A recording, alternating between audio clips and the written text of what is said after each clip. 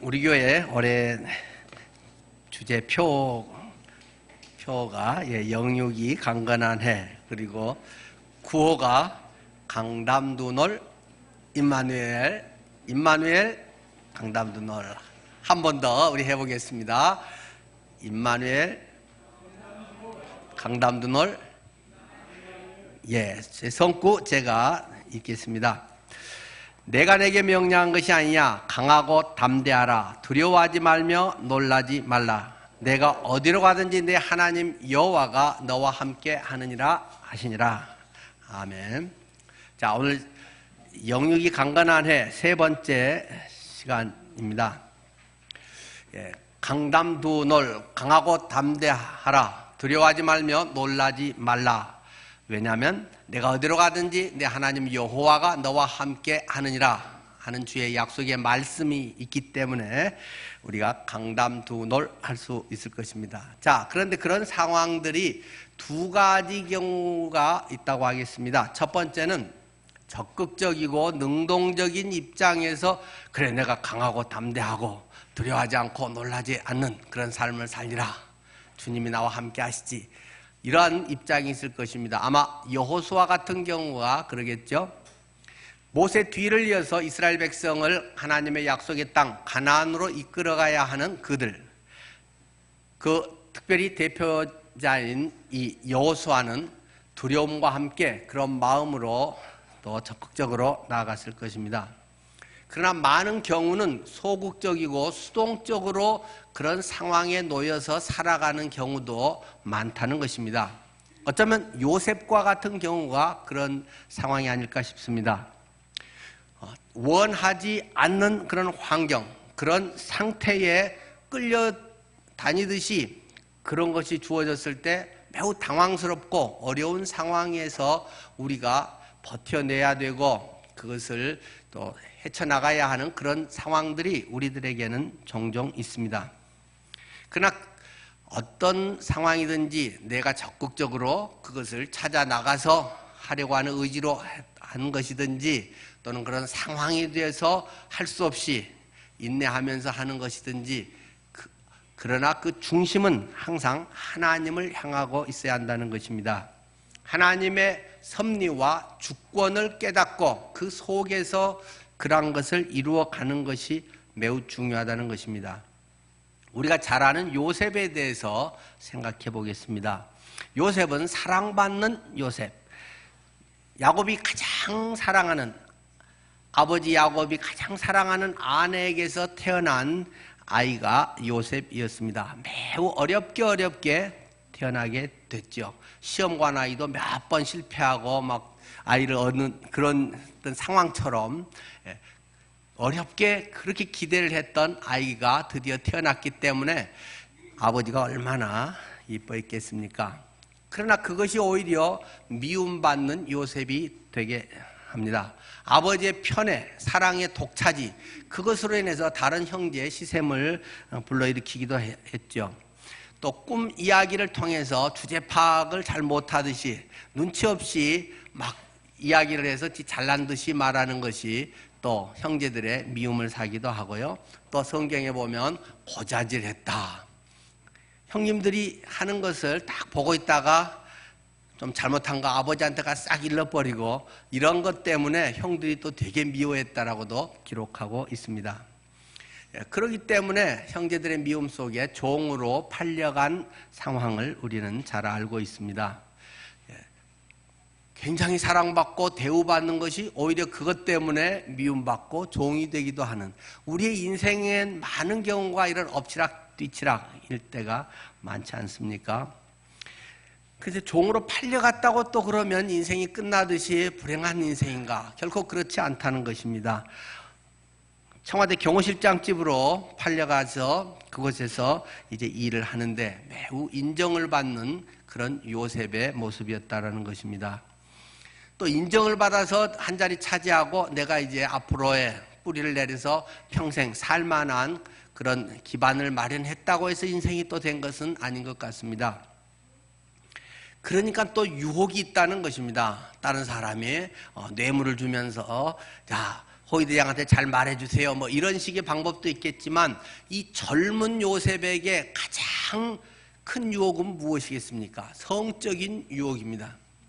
하나님께서는 때때로 우리의 삶에 그 사람의 그 상황에서 제일 약한 부분들을 유혹으로 다가오는 것을 시험하실 때가 있습니다. 물론 하나님이 하신 건 아니지만 그런 것을 통해서 그가 본 모습이 무엇인지, 진짜로 어느 정도로 연단이 됐는지, 가치관이 무엇인지를 하나님께서는 그 사람이 제일 약한 것으로, 누구에게는 돈으로, 누구에게는 자존심으로, 누구에게는 건강으로, 뭐 여러 가지 부분들로 하나님께서는 우리에게 어려움을 허락하실 때가 있다는 것입니다.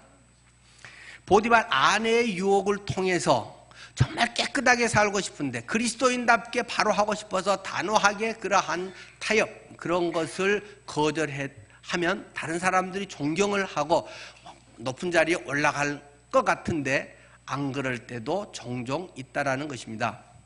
오히려 그것 때문에 상대방이 더 모욕감을 느끼고 그 사람을 더 모함하고 어려움에 빠뜨리게 되는 경우들이, 크리스찬으로 내가 바로 살려고 하기 때문에 당하는 어려움도 종종 생길 수 있다는 것이죠.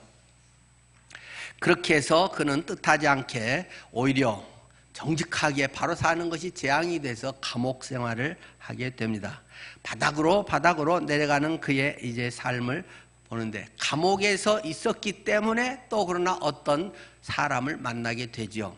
비서관이었던 사람들이 그곳에 들어와서 그 비서관들의 꿈을 해몽해 줌으로 인해서 뭔가 길이 열리는 것 같습니다.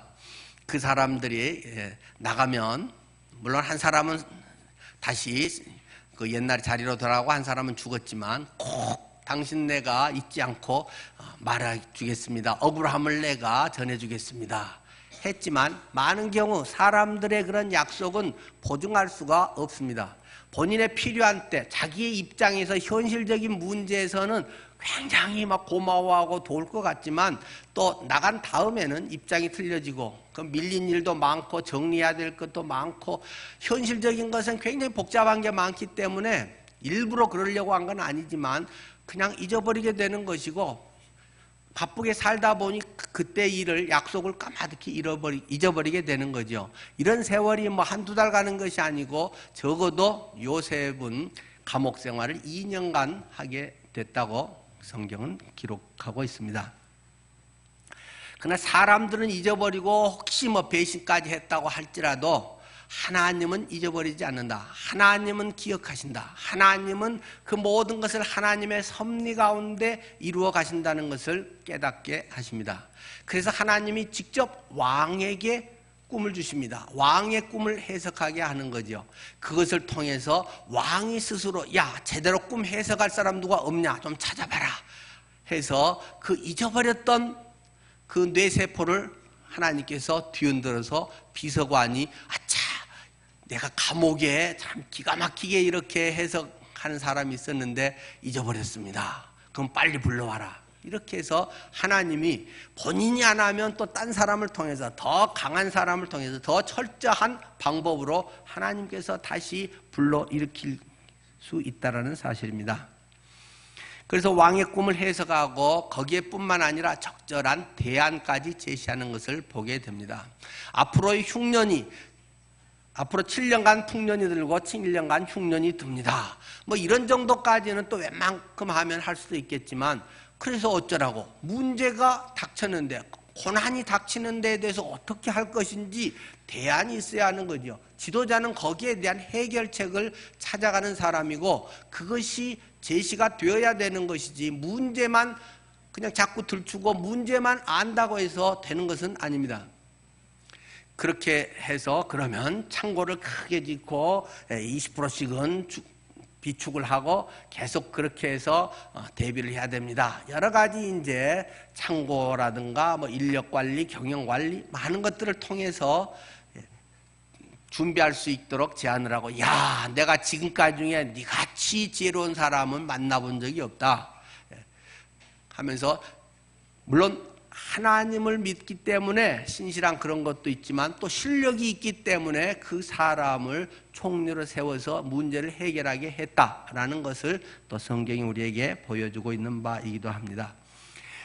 이렇게 자수성가 입신양명을 하는 것이 성경의 목적은 아닙니다. 야, 그렇게 해서 종이었던 요셉이 국무총리가 됐대. 제일 높은 사람이 됐대.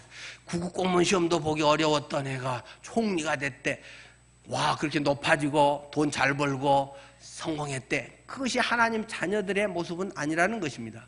그것은 뭐 대단한 것이고 그런 건 또 사회에도 있을 수 있는 일이겠죠. 하나님은 그것이 목적이 아니라는 것입니다. 그리스도인의 삶은 우리가 성공하고 잘되고 내 어떤 일들이 또는 자녀들이 평안하고 그것이 목적은 아니라는 것입니다. 그것도 중요한 한 과정인 것은 분명하죠. 이스라엘 백성들, 하나님의 백성을 살리기 위한 통로라고 하는 것입니다. 요셉을 통해서 하나님의 백성을 세우기 위한 그들을 바로 하나님의 땅에서 살면서 하나님의 나라를 이루기 위한 과정으로 요셉을 먼저 선발대로 보내고 희생의 밑거름이 돼서 기반을 마련할 수 있게 했다는 것이 성경이 말하고 싶은 내용인 것이죠.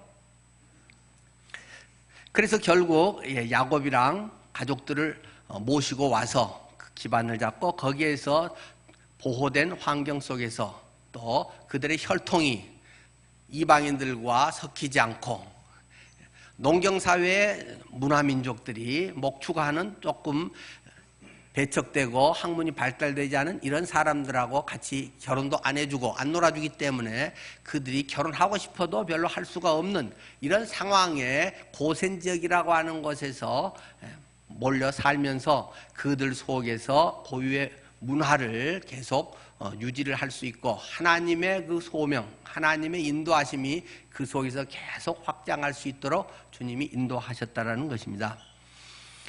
그래서 요셉은 가족을 살릴 뿐만 아니라 하나님의 나라를 살리고 그뿐 아니라 이집트나 그 주변 나라들도 살렸다는 것을 성경은 우리에게 잘 말해주고 있습니다.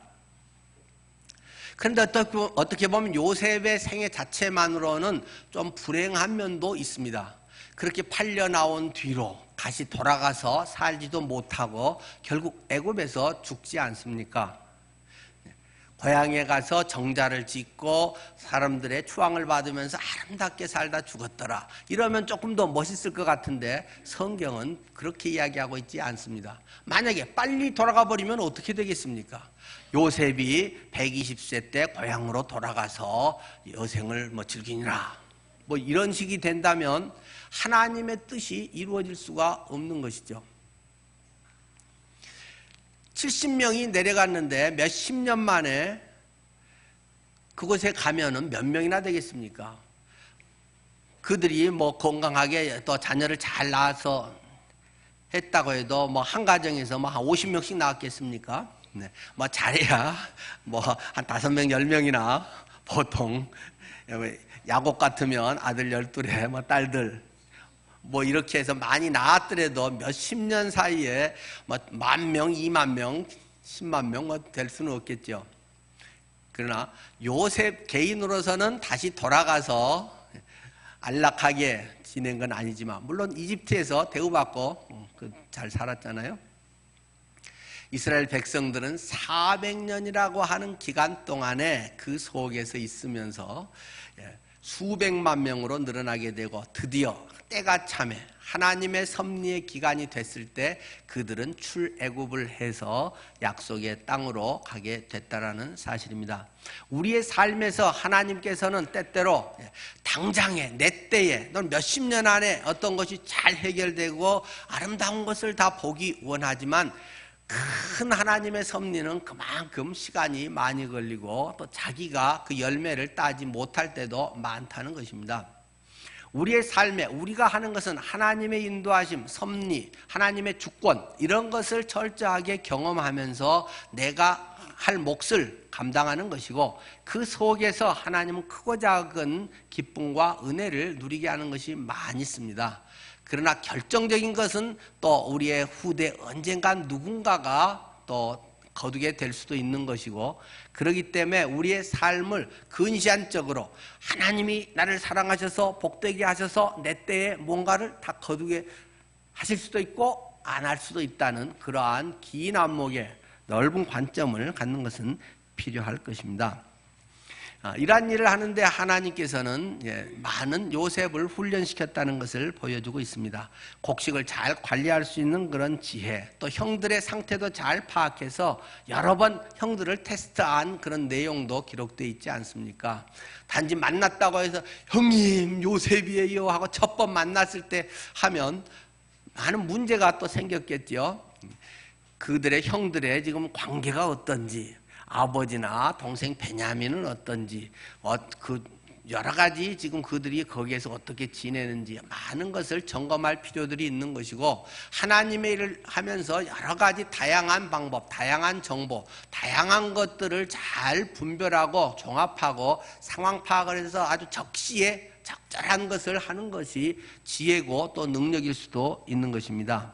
또 믿음으로서 어렸을 때 꿈을 계속 간직하면서 그게 왜 그런지, 개꿈이었는지 의심할 때도 있었겠지만 그것을 계속 키워나가서 결국 하고 요셉은 고백하게 되는 거 아니겠습니까?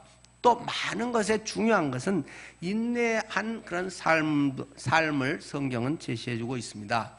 그는 노예 생활을 했다는 것입니다. 많은 사람들은 더 쉽고 편하고 잘 되길 바랍니다. 우리 자녀들이 순탄하게 잘 나가기를 바랍니다. 그 남보다 더 좋은 자리에서 더 우선 앞서기를 바랍니다. 그것은 인간의 모든 본능 아니겠습니까? 그러나 노예 생활을 통해서 진정으로 요셉은 하나님의 일꾼으로 빚어지고 있다는 사실입니다. 하나님께서 귀하게 쓸수록 용광로를 거쳐야 되고 두들김의 역사가 있어야 됩니다. 명검일수록 여러 번 불에 들어가서 서로 접혀서 또 두드리고 또 접어서 또 두드리고 계속 불 속에 넣고 하고 이런 것들을 수십 번씩을 해야 창창하고 칼싸움 할 때도 이빨이 나가지 아니하고 끝까지 부러지지 않고 명검이 되는 것입니다. 하나님께서 조금 쓰고 편한 사람은 조금 그만큼 쓰다가 말 것이고, 많은 연단과 고난 속에서 살아간 사람들은 하나님이 그만큼 귀한 일들을 감당하게 하실 것입니다. 곱게 자란 사람은 어떤 어려운 문제가 오면 겁을 덜컥덜컥 먹어서 뭘 못합니다. 그러나 많은 고난을 겪은 사람은 그까짓 거 해보지, 옛날에도 했는데 이렇게 해서 넉넉히 이길 힘이 있죠. 그런 사람이 지도자가 되는 것이고, 그렇게 해야 다른 사람도 살리는 거지, 겨우 나 하나 보신을 하고 나 하나 온실에서 잘하려고 이런 사람은 남의 어려운 문제가 있을 때 그런 사람은 지도자 돼서 같이 죽어버릴 가능성이 많다는 것입니다. 하나님께서 내 인생의 때로는 고난을 주십니까? 내가 어려움의 때로 처합니까? 감사하십시오. 기뻐하십시오. 인내하십시오. 환난은 인내를, 인내는 연단을, 연단은 소망을 이루게 하는 줄을 우리가 알미니라. 주님께서는 이야기하고 있습니다. 여기서 예외인 사람은 없습니다. 나나 우리 자녀는 예외로 하고 잘되고, 그런 것을 기대하는 것은 그리스도인의 자세가 아니라는 것입니다. 대가를 지불해야 됩니다. 우리는 심는 대로 거두는 것이 훌륭한 신앙이라는 것입니다. 하나님은 아주 특별한 상황에 특별한 역사를 이루기도 하시지만 하나님의 쓰임의 문제에 있어서는 그만큼 대가를 지불해야 그만한 역할을 할 수 있도록 하신다는 사실입니다. 그러나 더 중요한 것이 있습니다. 그것은 요셉이 무엇보다도 하나님의 섭리와 인도하심을 믿고 순종했다라는 사실입니다. 아까 같은 인내와 이런 사람은 의지력과 또는 세상에서의 그런 사람들은 종종 대단한 의지의 한국인, 이런 사람들로 말할 수 있는 사람들이 적지 않습니다. 그러나 하나님의 쓰임을 받는 귀한 사람들은 하나님의 섭리와 인도하심을 믿고 순종의 삶을 살았다는 것입니다. 그것은 자기 자신도 알 뿐만 아니라 주변 사람도 거의 그것을 알게 된다는 것입니다. 창세기 39장 3절은 이야기합니다. 그의 주인이, 요셉의 주인이 이 보디발이나 이런 사람들이 여호와께서 그와 함께 하심을 보며 또 여호와께서 그의 범사에 형통하게 하심을 보았더라. 하나님께서 죄하고 함께 하네 하는 걸 보았다라는 것입니다. 하나님께서 제가 들어온 대로 우리 집이 잘 된다는 것입니다. 제가 들어온 대로 분위기가 달라졌다는 것입니다. 웃음꽃이 필고 손님들이 더 찾아오게 되고 성실하게 기대했던 것보다 놀라운 일들을 하게 된다는 것입니다. 자기 목도 못하는 사람들도 많은데 그것보다 훨씬 놀라운 일을 시키지도 않았는데 아름다운 행복 바이러스를 만들어내는 사람들이 있다는 것입니다. 그것을 제가 훌륭하구나 정도가 아니라 제가 하나님을 믿기 때문에 저러구나, 하나님이 역사하시는구나 하는 것을 사람들이 알게 됐다는 것입니다. 그리고 모든 일이 하는 것마다 잘 됐다고 하는 것을 39장 3절은 말하고 있습니다. 감옥에 집어넣었더니 거기에서는 불평하니라가 아니라 감옥 안에서도 간수장이 39장 23절입니다. 그의 손에 맡긴 것을 무엇이든지 살펴보지 아니하였으니 이는 여호와께서 요셉과 함께 하심이라. 여호와께서 그를 범사에 형통하게 하셨더라. 하나님께서 요셉과 함께 한다는 것을 감옥 속에서도 간수장이 봤다는 것입니다. 혹시 여러분의 삶에 있어서 억울한 것이 있습니까? 내가 인정을 못 받고 내가 한 만큼 누가 안 알아준 사람이 있습니까? 기뻐하십시오. 그것이 하나님의 훈련입니다. 그 속에서 불평하고 그 속에서 에이 뭐야 나는 그러면 나 이렇게 해야지 이런 사람은 맨날 그렇게 쓰이다가 그냥 끝나는 것입니다. 그런 사람은 하나님의 별로 쓸거리가 없는 것입니다. 억울함을 당하고 손해 속에서 남들은 저렇게 하면 억울해서 죽을 건데 저런 상황이면 막 열받아서 뭐라 어떻게 할 건데 그런 상황인데 쟤는 바보냐? 왜 저러고 있냐? 더 열심히 하냐? 이런 사람이 하나님의 비밀을 아는 사람이고 믿음의 사람이고 하나님의 준비되고 있는 사람이라는 것입니다. 사람들의 인정을 할 수 있는 대로 안 받으려고 하는 것이 믿음의 사람입니다. 자기 한 만큼 대우를 안 받으려고 하는 것이 큰 일꾼의 제목이라는 것입니다. 보통 사람은 다 찰랑찰랑하기 때문에 자기가 한 만큼 인정받아야 되고 뭐 하면 안 알아주면 서운하고 밤낮 이런 얄팍한 수준에 있기 때문에 하나님이 쓸 때도 있고 안 쓸 때도 있고 그냥 그러다가 폐기 처분되는 게 대부분이라는 것입니다. 하나님의 사람은 진득하게 사람들이 오히려 그런 것이 없을수록 주님을 더 철저히 바라보고 하나님 앞에서 내가 할 것을 기뻐하면서 해나가는 그런 사람이 하나님의 쓰임을 받을 수 있는 사람이라는 사실을 기억해야 됩니다. 거기에서 다른 사람이 봐도 하나님이 함께하는 사람이네 하는 것이 삶 자체로 돈 쓰고 시간 쓰는 것 자체로 보여지더라는 말입니다. 그는 모든 것에서 하나님이 함께 하셨음을 고백하고 있습니다.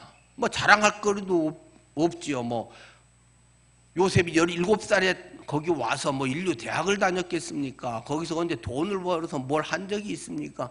특별히 주어진 환경에서 잘 본을 보이면서 밑에 다른 종들을 잘 관리하는 이런 거는 있지만 내놓을 것도 없고 그러나 그 마음에는 하나님에 대한 분명한 것이 있었다는 것입니다.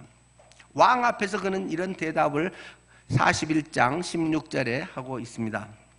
요셉이 바로에게 대답하여 이르되 내가 아니라 하나님께서 바로에게 편안한 대답을 하시리이다. 조금 막연하게 번역되는데 새 번역은 이것을 훨씬 좀 수월하게 잘 번역을 했어요. 요셉이 바로에게 대답하였다. 저에게는 그런 능력이 없습니다. 임금님께서 기뻐하실 대답은 하나님이 해주실 것입니다. 여러분의 삶에서 어떤 대답과 능력과 하나님이 하십니다. 하나님이 하셨습니다. 나 같은 것을 통해서도 하나님이 하십니다. 이런 사람이 하나님 앞에 쓰임을 받는다는 것입니다. 내가 그것을 뭘 아는데요, 내가 뭐 이렇게 되는데요, 이런 사람은 별로 하나님이 쓸 수가 없습니다. 뻣뻣해 가지고 그런 것은 그런 어떤 그 상태는 하나님 앞에 쓰이지 못합니다. 우리가 만두 하나를 만드는데도 그것을 가루로 만들어서 그것을 막 치대고 방맹이로 밀어가지고 만두피를 만들어서 그 속에서 하지, 만두피가 되려면 얇아져야 되고 고와져야 되는데 뻣뻣한 가루가 있어 반쯤 쪼개져 가지고 만두피를 만든다. 그 만두가 피가 될 수가 없는 것입니다. 완전히 빠스러져 버려야 되는 것입니다. 철저하게 나는 죽어버려야 되는 것입니다. 오직 예수 그리스도로만 나는 철저히 버려진다 할지라도 그리스도가 존귀케 되는 것이 나의 기쁨입니다. 그런 자세로 있을 때 하나님 앞에 비로소 만두피가 되고 만두를 그 속에 뭐 맛있는 소를 넣어서 만두를 맛있게 만들어낼 수가 있다는 사실입니다. 하나님이 해주실 것입니다라고 분명하게 그냥 얼렁뚱땅 말하고 뭐 말해서 야, 네 똑똑하다, 네 어떻게 그런 생각을 했냐, 아이 뭘요, 막 겸손한 척하는 쇼하는 것이 아니고 하나님이 해주시지 않으면 할 수 없습니다라고 철저히 오직 예수 그리스도가 주인된 사람만이 하나님의 일을 비로소 할 수 있게 된다는 사실을 기억해야 됩니다. 45장 4절에도 이야기하고 있습니다. 요셉이 형들에게 한 고백이죠. 당신들이 나를 이곳에 팔았다고 해서 근심하지 마소서, 한탄하지 마소서. 하나님이 생명을 구원하시려고 나를 당신들보다 먼저 보내셨나이다. 나를 선발대로 보냈습니다. 왜? 당신들을 구원하기 위해서, 생명을 구원하기 위해서 보냈습니다. 하나님의 사람은 섭리를 깨달을 때 능력이 있습니다. 지속할 수가 있습니다. 무단히 참을 수가 있습니다. 바보라서가 아니라 하나님의 계획이 하심이 있다는 것을 알기 때문에 인내하고 지속할 수가 있는 것입니다. 하나님이 나를 당신보다 먼저 보내게 하는 것은 하나님이 생명을 구원하시려고 하는 것입니다. 이런 게 없는 사람은 막 자존심 싸움하고 기분 나쁘네, 뭐 싫으네, 나를 어쩌네 저쩌네, 뭐 그냥 이러다가 그냥 끝나게 되는 것입니다. 그러나 하나님의 뜻이 있어서 때로는 몰라줄수록 영광이다. 몰라줄수록 하나님이 더 나를 어둠 속에 빛나게 하는 것이다. 하나님의 뜻이 분명히 더 있구나. 이것이 발견되고 그렇게 할 수 있는 사람이 이제 진짜 믿음의 사람으로 세워질 수 있다는 것을 요셉은 우리에게 말해주고 있습니다. 자, 마지막 부분에서도 보면 이제 아버지 야곱이 세상을 떠납니다. 형들은 덜컥 겁이 납니다. 지금까지는 그래도 효자이기 때문에 아버지 앞에서 우리에게 대접을 잘 했지만 아버지 돌아가셨으니 그 마음에 오래 품고 있는 상처가 이제 밖으로 드러나서 우리의 박해할 것이다 하면서 겁나서 먼저 자원해서 우리가 종 될 테니까 옛날 일 그렇게 너무 서운해하지 마라 요셉아.